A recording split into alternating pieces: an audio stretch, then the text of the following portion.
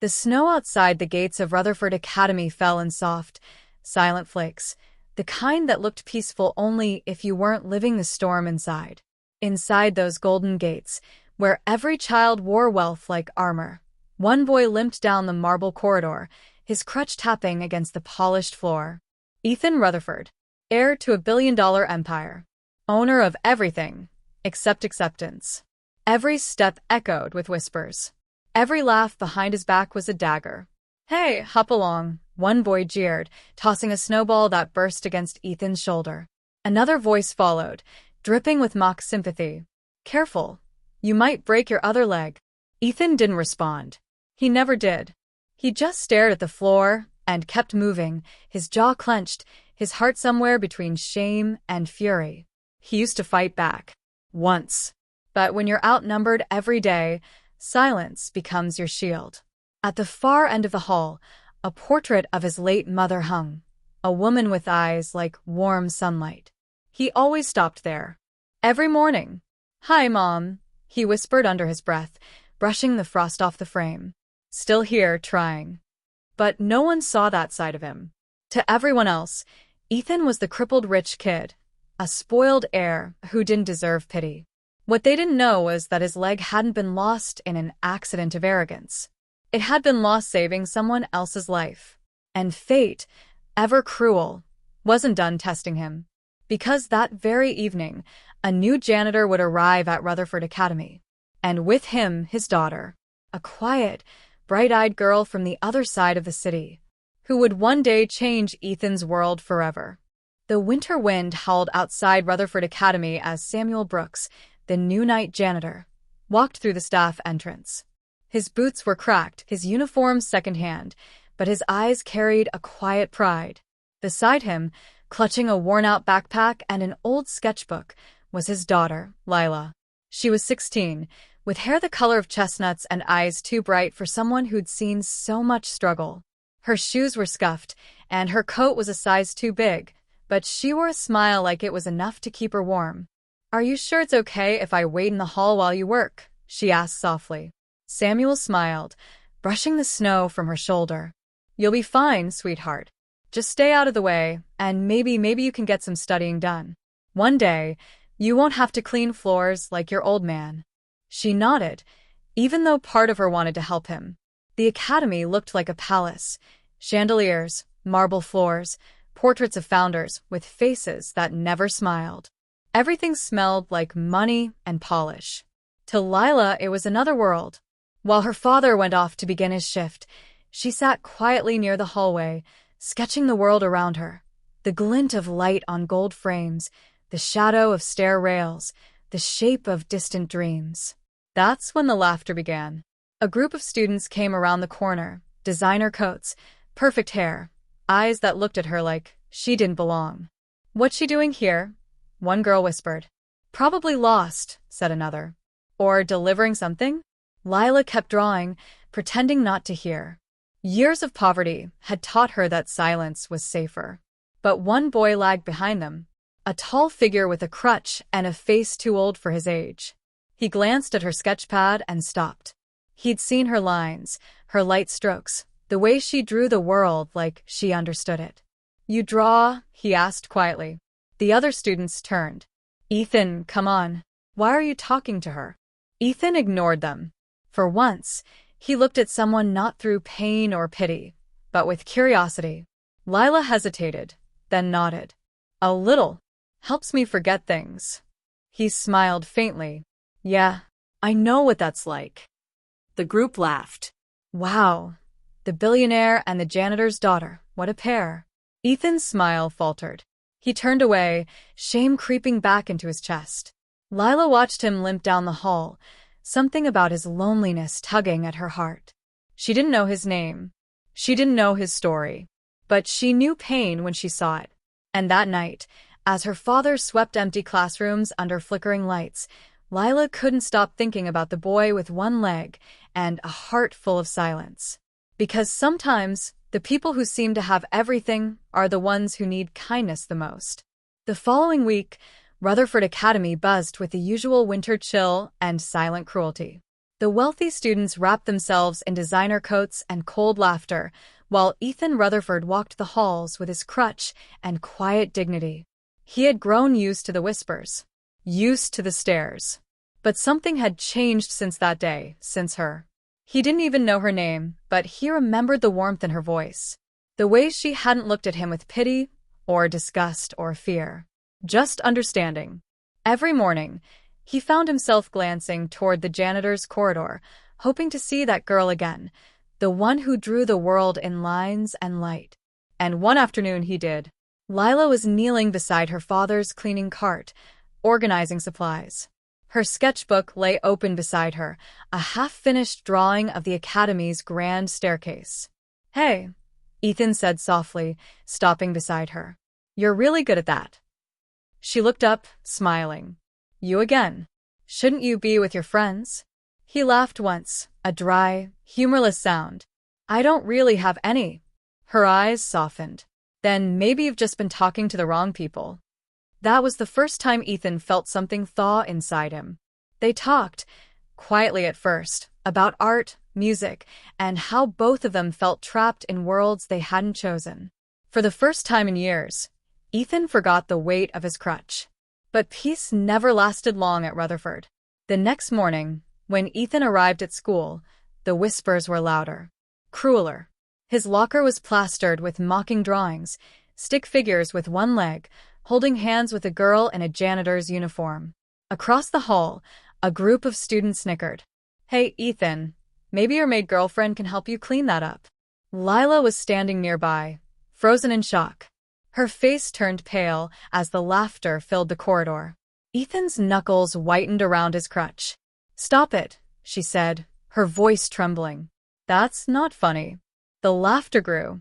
The janitor's daughters defending her prince. One boy reached out, yanking her sketchbook from her hands. "What's this? Another masterpiece?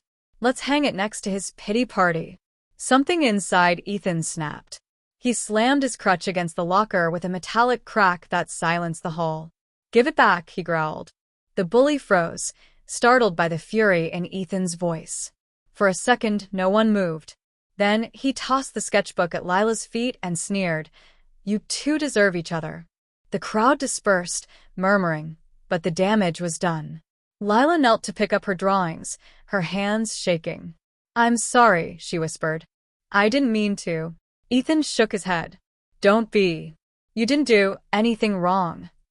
He bent down, slowly, painfully, and handed her the last torn page. "They've been doing this to me for years," he said quietly. "But no one ever stood up for me before." Lila met his gaze. "Then they'll have to get through both of us now." For the first time, Ethan smiled, not the polite, practiced kind, but something real. And in that moment, in a school built on power and pride, two people who had nothing found something no one else could buy, a friendship born from courage and kindness. Days turned into weeks, and the strange friendship between Ethan Rutherford and Lila Brooks became the quiet heartbeat of Rutherford Academy. Every afternoon, when the marble halls emptied and the lights dimmed, they'd meet in the art room. Lila would sketch, her fingers stained with charcoal, while Ethan sat by the window, watching the snow fall beyond the iron gates. Sometimes they talked. Sometimes they didn't have to.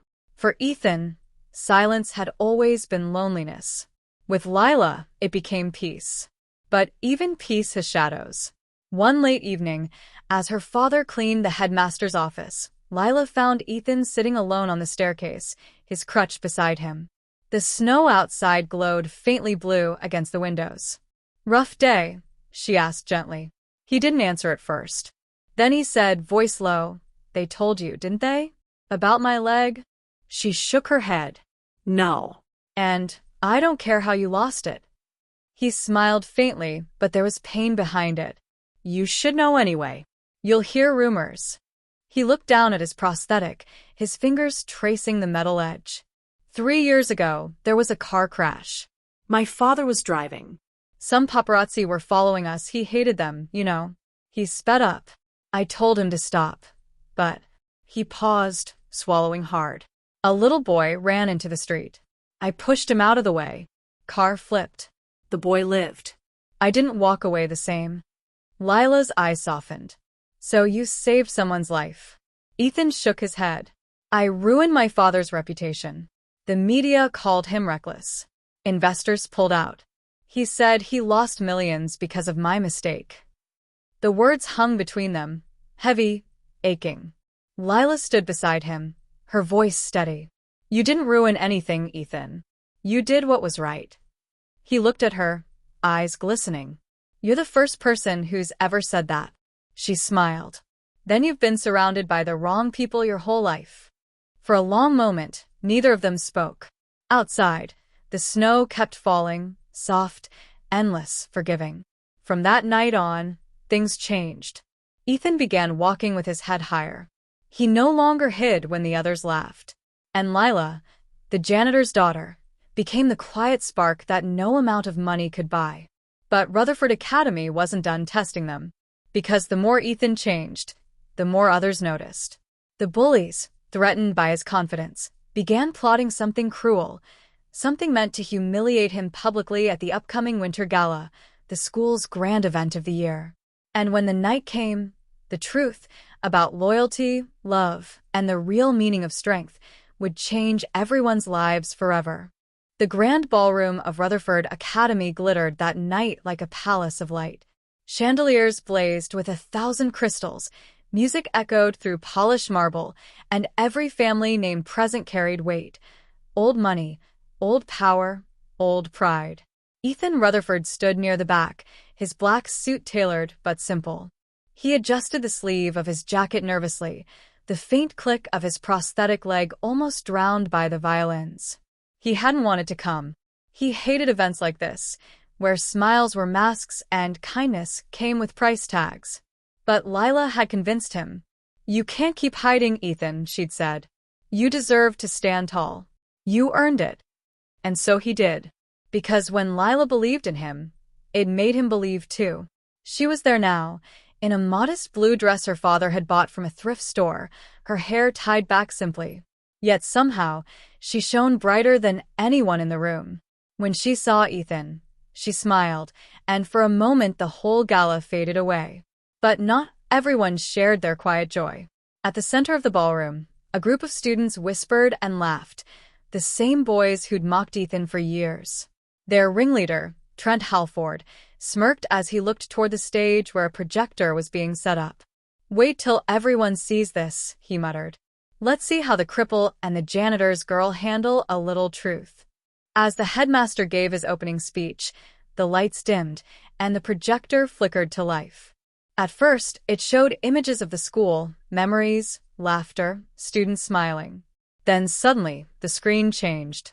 A series of edited photos appeared, cruel, mocking pictures of Ethan and Lila, with captions that read, Pity Prince and Mop Girl. Gold Digger and Broken Billionaire. The crowd gasped. Laughter erupted from a few corners. Lila froze, her face pale. Ethan's stomach twisted. He could feel every stare, every whisper clawing at him like before. But this time he didn't lower his head. He stepped forward, grabbed the microphone from the podium, and faced the entire hall. Yeah, he said, voice steady despite the tremor in it. That's me. The kid with one leg. The joke of your school. The one everyone thought wasn't good enough to stand beside you. The hall went silent. He looked toward Lila, her eyes glistening with tears, her hands clenched at her sides. And that girl, Ethan continued, his voice breaking, is the only person in this room who ever treated me like I mattered. She's the daughter of a janitor. Yes, the kindest man I've ever met. But she's also stronger, smarter, and braver than anyone here. A murmur ran through the room. You laugh at her because you think kindness is weakness, Ethan said, his voice rising. But she's the only one who stood up for someone when everyone else turned away. So if you want to mock someone, mock me. But leave her out of it. He dropped the mic. For a long moment, silence hung heavy. Then, unexpectedly, the headmaster began to clap. Slowly at first, then firmly. One by one, teachers and students joined in, the noise swelling until it filled the hall like thunder. Trent's smirk vanished. His friends backed away, ashamed. Lila stood frozen, tears spilling down her cheeks. Ethan turned to her and whispered, "Thank you for giving me back my voice." She smiled through her tears. "You had it all along, Ethan. You just needed someone to remind you." As the applause roared, Samuel Brooks, Lila's father, stood by the door, his eyes wet with pride. That night, the boy everyone pitied became a symbol of courage, and the girl everyone overlooked became his light. Together, they taught a school and a world obsessed with status that strength doesn't come from wealth, perfection, or power. It comes from kindness and the courage to stand tall, even on one leg. Would you like me to write an epilogue, a short, heartwarming 1 year later scene showing what became of Ethan, Lila, and her father? Spring sunlight spilled over the freshly painted gates of Rutherford Academy. The air was full of new beginnings, laughter, music, and something the school hadn't known for years: warmth. Down the path leading to the art wing, a familiar sound echoed, the steady rhythm of a crutch on pavement, mixed with light footsteps beside it. Ethan Rutherford walked with ease now, his shoulders straighter, his smile real. His prosthetic leg gleamed in the sunlight, not something he hid anymore, but something he wore like a badge of survival. Beside him, Lila Brooks carried a folder under her arm, her portfolio. Her art had changed everything. One of her sketches, the one of Ethan by the window, looking out at the falling snow, had won the National Youth Art Award. A scholarship came with it, and so did recognition for the girl who used to sit quietly in the janitor's corridor. "I still can't believe you're going to the Royal School of Art," Ethan said with a grin. She nudged him lightly. "And I still can't believe you're coming with me." He laughed. "Well, someone has to carry your brushes." They reached the courtyard, where a new bronze statue stood, dedicated to acts of courage and kindness. At its base was a plaque engraved with the words, "True strength is not found in power or perfection, but in kindness that refuses to bow." In honor of Ethan Rutherford and Lila Brooks, students often gathered there, not to gossip or jeer, but to listen to the stories that changed their school forever. At the far end of the courtyard, Samuel Brooks stood proudly in his new uniform. The headmaster had promoted him, not out of pity, but respect.